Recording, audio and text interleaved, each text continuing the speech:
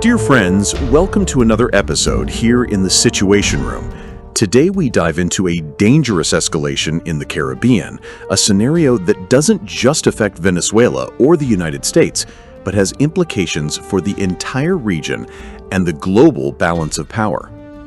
Recently, a U.S. destroyer, the USS Jason Dunham, was overflown by Venezuelan F-16 fighters, a maneuver that Caracas frames as a show of sovereignty, but which international analysts interpret as a stark warning about how volatile the hemispheric security environment has become and how easily a miscalculation could spiral into conflict.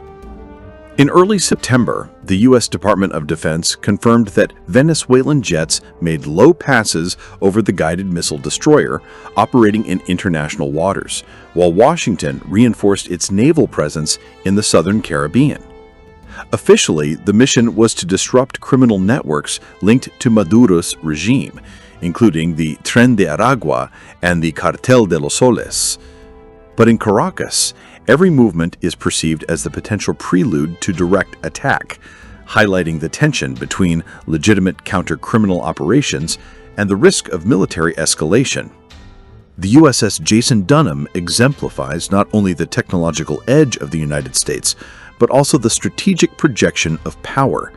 Equipped with the Aegis combat system, long-range AN/SPY-1 radar, Tomahawk precision missiles, SM-2 interceptors, and close-in defense systems like the Phalanx, CIWIS, the ship can protect itself and reinforce regional stability, setting clear boundaries for any challenger.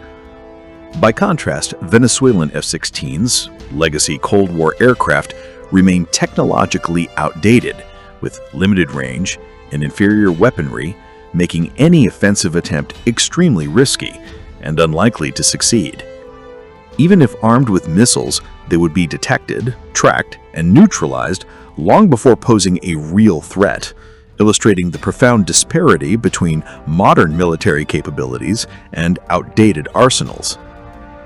In a hypothetical attack scenario, the U.S. response would be immediate, coordinated, and deliberate, not only to neutralize the threat, but to send a global signal.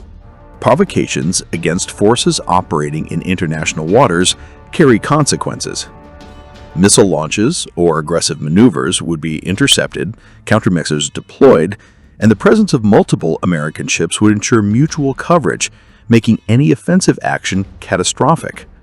Should Venezuelan forces, against all odds, damage a vessel, retaliation would be swift and surgical, with air and missile strikes targeting bases, radar sites, and command centers, demonstrating not only force, but precision and discipline, the very foundations of modern deterrence. Politically, this escalation sends a message far beyond the Caribbean. Regimes that challenge the international order or operate near strategic maritime zones must calculate risks with precision. U.S. operations against cartel-linked vessels, which have resulted in deaths within the Tren de Aragua, demonstrate how tactical, regional actions can reverberate diplomatically worldwide. Maduro, despite attempts to frame American maneuvers as aggression, faces a reality beyond Venezuelan borders. Every decision has consequences for neighbors, allies, and global powers, and a single misstep could trigger a crisis with continental or even international ramifications. As the Caribbean skies remain tense, the global narrative is clear. U.S. presence is not merely a unilateral show of force, but a cornerstone of regional security, projecting stability and preventing escalations that could involve multiple international actors. Nations across Latin America, Europe, and Asia watch closely, because even a localized clash in the Caribbean could disrupt trade routes, supply chains, and strategic alliances. Maduro, bold as he may be, does not operate in a vacuum. Every maneuver is observed globally, and any direct strike against the forces of a nation with worldwide reach would be interpreted as a challenge to the international order, dramatically raising diplomatic and military risks. Ultimately, this episode is not just about a destroyer or aging F-16s. It's about how regional actions can have global consequences, about the importance of technology, deterrence, and strategic coordination in an interconnected world. American maritime superiority is undeniable, but its projection serves not only national interests, but hemispheric stability and the preservation of international norms. Every move Maduro makes is watched, analyzed, and if necessary, countered, sending a clear message across oceans. Provocations in strategic zones have limits. As we monitor the coming days, every overflight, alert, and naval movement reinforces a historical lesson. In today's world, force, technology, and strategy are not just tools of war, but instruments of relative peace, deterrence, and global order.